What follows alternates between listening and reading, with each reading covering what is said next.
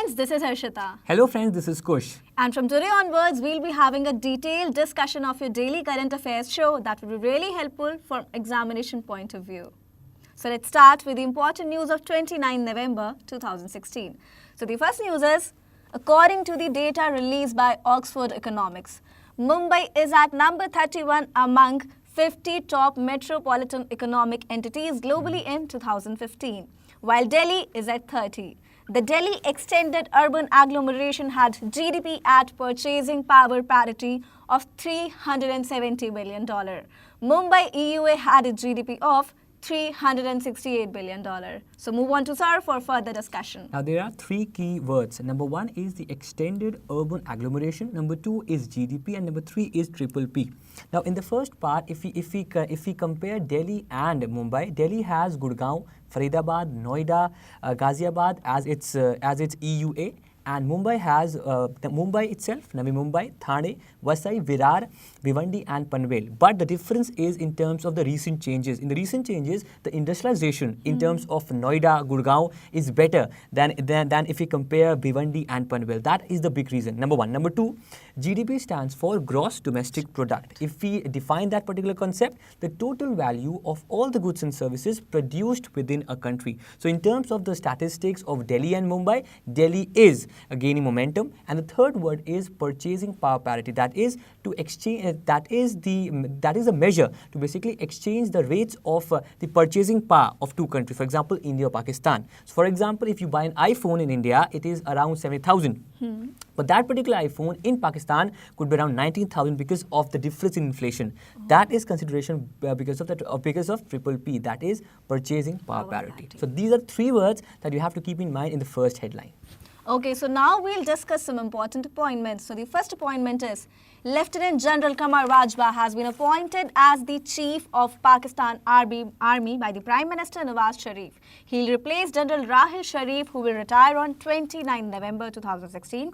Lieutenant General Zubair Hayat was also appointed as the next chairman of the Joint Chiefs of the Staff Committee. So, now, this is perhaps the first smooth transition of this particular post in Pakistan for the last 20 years. Because earlier, the Prime Minister had their whims and fancies, and the General, in particular, was a power center. But this time around, the least likely of the members has been made the General, and that is a happy side for us Indians. That is. Obviously.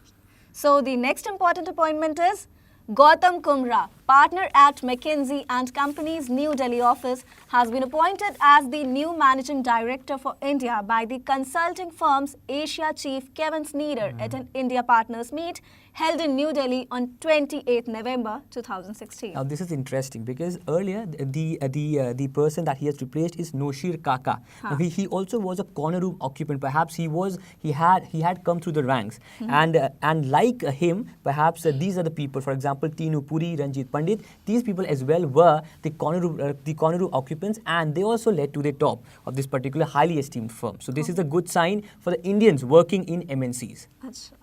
So let's move on to the next important news. As per the new GST law, e-commerce giants Flipkart and Snapdeal will have to deduct 2% TCS, that is tax collected at source, while making payments to their suppliers, and deposited TCS amount with the government. E-commerce firms like Flipkart and Snapdeal to deduct TCS under GST. The new model GST law provides for 1% TCS and 1% tax levied on interstate movement of goods. It will not apply to aggregators like Ola, Uber, etc. Now, the important word here is TCS, that is tax collected at source. Now, this particular service is collected by the seller in India from payer on sale of certain items. For example, earlier the e-commerce websites, Snapdeal, Facebook, Snapdeal, Flipkart, they were exempted. But now they come under the GST law, so they have to perhaps collect the TCS, that is tax collected at source. Okay. So now, thanks so much for explanation. Now we'll move on to the next important news. The Insolvency and Bankruptcy Board of India has set up 2 high-level committees under the Insolvency and Bankruptcy Code to consolidate and amend laws relating to reorganization as well as insolvency resolution of corporate persons, partnership firms and individuals in a time-bound manner. The Advisory Committee on Service Providers consists of 9 members. The panel is led by educationist Mohandas Pai. Corporate Insolvency and Liquidation Panel is chaired by noted banker Uday Kotak. Now, 2 important members. Number 1 is Uday Kotak, who is perhaps the MD of the Kotak Mahindra Bank. He is a key figure. Then we have Mohandas Pai, who was earlier the founding members and one of the members of the BOD of Infosys. So these are 2 members. Number 3, the IBBI, that is an important acronym for all the aspirants. That is, full form is the Insolvency and the Bankruptcy Board of India. Perhaps that would take care of the insolvency issues of various banks and other companies. Now, this particular body would be led by MS Sahu, and he would ensure that there would be a particular concerned company that would take over the concerns of the insolvency of various organizations. So this is a good step by the government and also by these particular people. Okay, thank you so much, sir. Now we'll see the next news. Yes. Indian Railways and IRCTC have included transgender as the third gender in the option alongside male and female in the ticket reservation and cancellation forms. Now, in this particular concern, the important word is the IRCTC. Seldom or many a times, the questions have come concerning the acronyms. So it's Indian Railway Catering and Tourism Corporation. Similarly, you can also learn the chairman of the Indian Railways, of the Railway Board, that is Mr. A.K. Mittal. So these perhaps static questions could come from this particular headline, because this particular headline could be a controversial headline. Yes. So they opt for rather safe questions in concern of the examination. Okay, thank you so much, sir. So now we'll see some important tie-ups, which is, so the first one is Indian online transportation network company Ola Cabs has tied up with lenders like State Bank of India and Punjab National Bank to set up mobile ATM in the cab to help people withdraw cash easily. Ola will first introduce the service on the test basis of its cab in Kolkata and Hyderabad, where the taxis with PO's machine and a bank officer will be parked at different locations, and an amount of rupees 2,000 can be withdrawn per card. Now, we all know that the concern of the demonetization has led to various hassles. And now this is a particular thing that would help in alleviating that particular fear. Now, in Kolkata, PNB has supported Ola, and in Hyderabad, SBI Andhra Bank would get supported. Now, the basic reason behind this particular thing is to provide cashless banking at most centers across the cities in India. So that is a big concern. The Hindi version would be available after this particular show. Yes, ma'am. Okay. So now let's move on to the next news. It is Varanasi-based microfinance institution Utkarsh Microfinance has received final license from the Reserve Bank of India to start operations as Smal Finance Bank. In October 2015, Utkarsh Microfinance had got the in-principle approval to set up SFB as per the guidelines issued by the RBI. Now here the important word is the small finance bank. Now various aspirants have this query that what are small banks and what are payment banks. Now in terms of the financial inclusion, to provide affordable means of financial services, it led to 2 banks, that is the small bank and the payment bank. Now in the small bank, it is much like commercial bank but focusing on lesser services. It provides you all the deposits, but it has a paid up capital of around 200 crores. The basic reason behind these setting of these banks is perhaps to alleviate everybody into the banking channel. So perhaps that is the reason why several banks in terms of the small banking units or the payment banking units are underway. Okay, thanks a lot, sir. So now we'll see some important updates from the film industry. So the first is Pink. The Amitabh Bachchan starrer Bollywood film has been invited by the Moses Abelian, Assistant Secretary General of the United Nations, for a special screening at its headquarters in New York, USA. Directed by Anirudh Rai Chaudhary and written by Ritesh Shah, the film depicts a modern Indian courtroom drama that highlights the issue of gender violence. So, gender violence is a main issue in the country. Yes. So, sir, please tell us something about it. Now, this particular movie is a front runner in terms of the official entry next year for the Oscars and also for the National Award for National Integration. So, perhaps this movie, as well acted by Amitabh Bachchan sir and other people, could be a front runner in these particular sections as well. Okay. So the next news related again to film industry is Magical Piano, a short film by the Toonz Media Group, has won an award at the prestigious UNESCO Salon Youth Video Competition 2016. Dr. Ravneesh, Head of Development, Toonz Media Group, received the award from Salon Films Chairman Fred Wang and UNESCO Chief of Public Relations and Partnerships Armel Aru. Magical Piano is the story of a child who receives a magical piano for his birthday. The story was written by Mayur Verma from Agra, India. Now, two important parts. Number one is that this particular movie is in collaboration with the Toonz Studios and also Kahani Masters of India. Number one. Number two, now with the magic piano, that particular person perhaps goes around to clean the world with all the sins. So perhaps that is a social message. They are going to give. Yes, sir. Okay, that's really great. So, and now we'll see some important news from the sports world, which is Argentina defeated Croatia to win their first ever maiden Davis Cup tennis title in Zagreb, Croatia on November 28, 2016.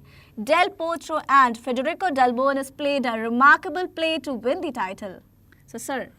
Now, this was the fifth appearance of Argentina in the Davis Cup final. Davis Cup final is perhaps the oldest tournaments in the world of lawn tennis, and also India has played the finals. But we hope, like Argentina, India also perhaps someday wins this particular tournament as well. Del Potro, the player of this year, he was awarded the comeback player of the year. Perhaps he was instrumental in winning this title for Argentina, which is perhaps a football crazy nation. Okay. Yes. So the next news is IS officer Suhas struck gold in the Asian Para-Badminton Championships that was held in Beijing by defeating Indonesian player Harry Susanto in straight sets by 21-4 and 21-11.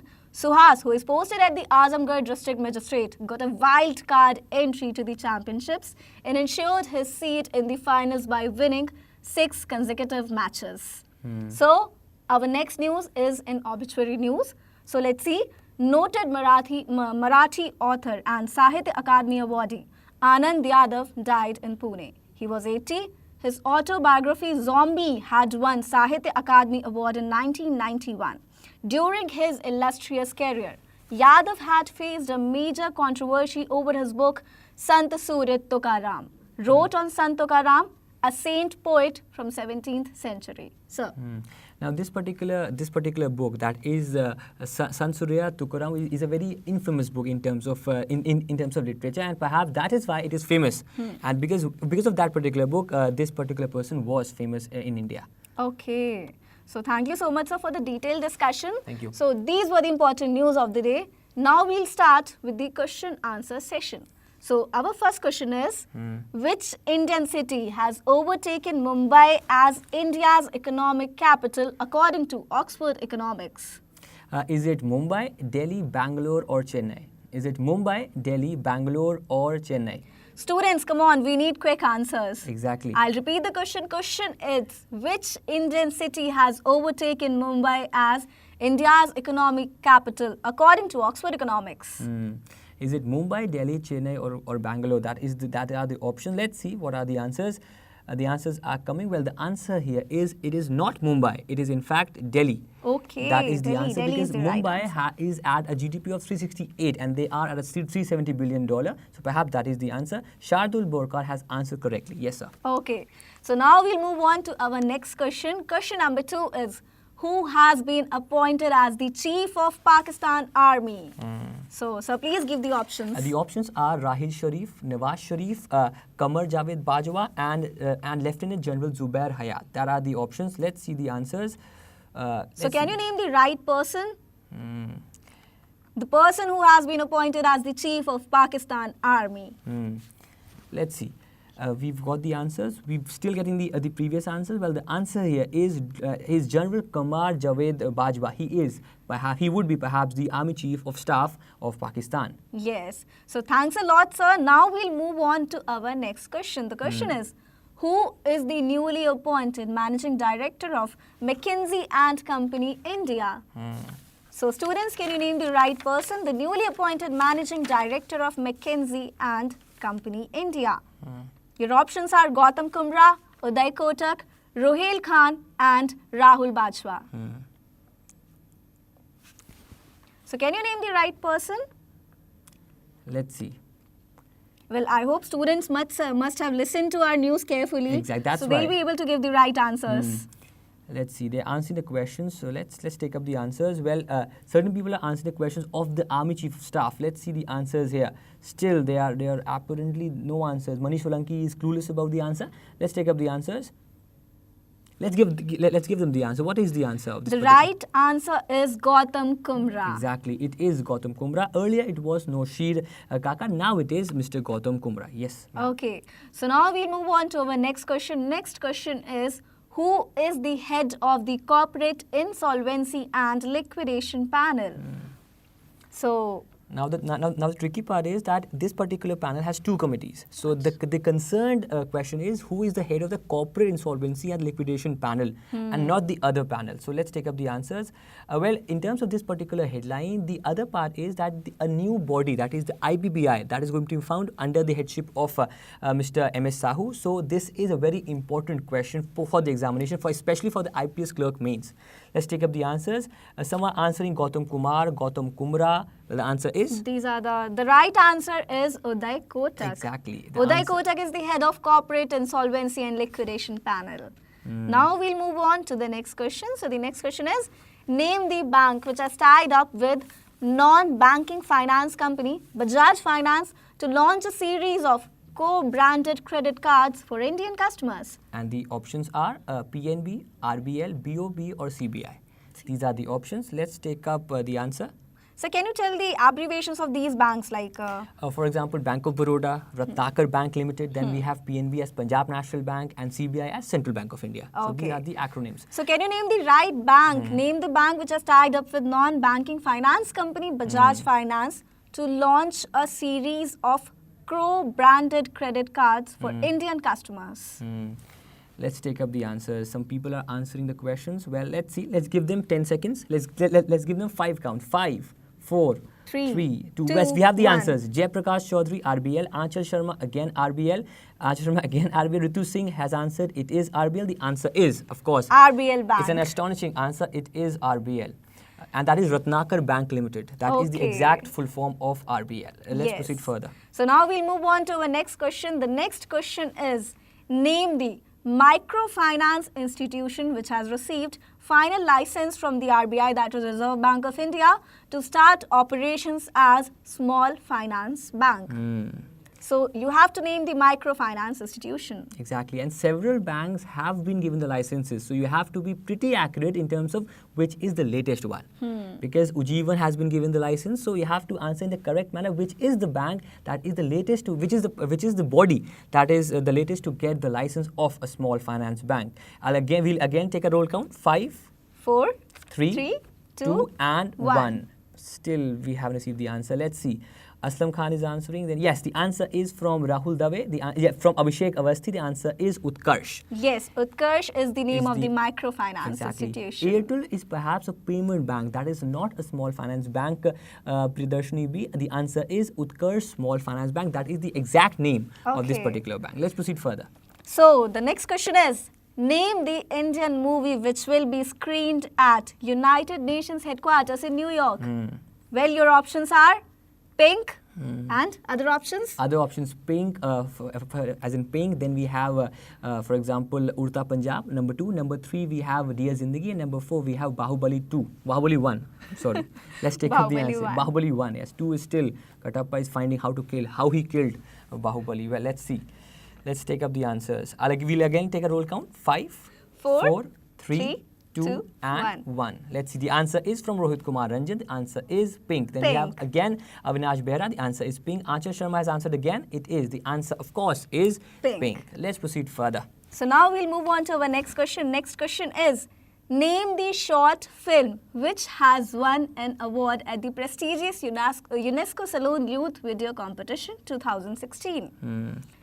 You have to name the short film which has won an award at the prestigious UNESCO Salon Youth Video Competition 2016. A simple hint. It has a word magic. Yes. Associated with it. So let's take up again a roll count. 5, 4, 3, 2, 1. Yes, let's see the answers. Still we haven't received the answer. Well, the answer is, as in Thank you for supporting Jaideep Dangar sir. It means a lot.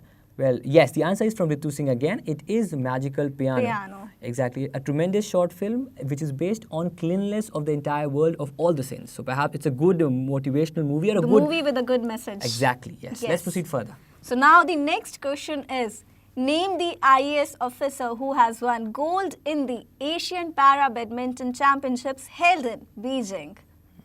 Let's see. So, you have to name the IAS officer who has won gold in the Asian Para-Badminton Championships held in Beijing. It's a tough question because let's take up. But you know, it's really great to say Indian performing so good. Especially an IAS officer. An IAS officer, exactly. yes. Yes. Again, 5, 4, 3, 2, and 1. Still they are searching. Don't Google. Perhaps if you know the answer, it's better. Let's take up the answers. Well, the answer is... Yes, it is. The answer is from Avinash Behera. The answer is Suhas LY. It is the answer. Yes. Again, Piyush Sengar, the answer is Suhash LY. He's posted at Azamgarh according to Piyush Sagar. So it's a good information. Let's proceed further. Yes, so the next question is, who has won the Davis Cup 2016? Well, it's a very simple question with a very simple answer. You have to tell who has won the Davis Cup 2016. Exactly. And that is that country's maiden win of this particular tournament. Yes. Yes, they've appeared 5 times, but this is the first time they've won this particular Davis Cup. Again, a roll count: 5, 4, 3, 2, and 1. Let's take up the Akshay Chauhan. Thank you for the kind words, but we need the answer here. Well, the answer. Come on, students, quick answers. The answer here. You missed today's session, but this is a session of Current Affairs Express. Okay, the answer is from Piyush Sagar, S. Ranjit, Suman Mishra. Then we have Shashi Raj, Mudit Singh. The answer is, of course, Argentina. That is the answer. Let's proceed further. So now we'll move on to our last question. So the last question is, who is the author of Sant Surya Tukaram? Yes, who is the author of Sant Surya Tukaram? This is a very infamous book in terms of its literature. But let's take up again. Let's give them 5 seconds again. 5, 4, 3, 2, 1. And 1. Yes. Well, Sant Surya Tukaram had faced a major controversy. It was a controversial book. So it's good to memorize it and learn it carefully. Let's take up the answers. The answer is Anand Yadav. Yes, Anand Yadav is the right answer. The question. Yes, the answer is Anand Yadav. Again from Achal Sharma, Bhupendra Chaudhary. Answer is Anand Yadav. So this was the first session that we co-hosted. Yes. Perhaps. So students, we hope you enjoyed it.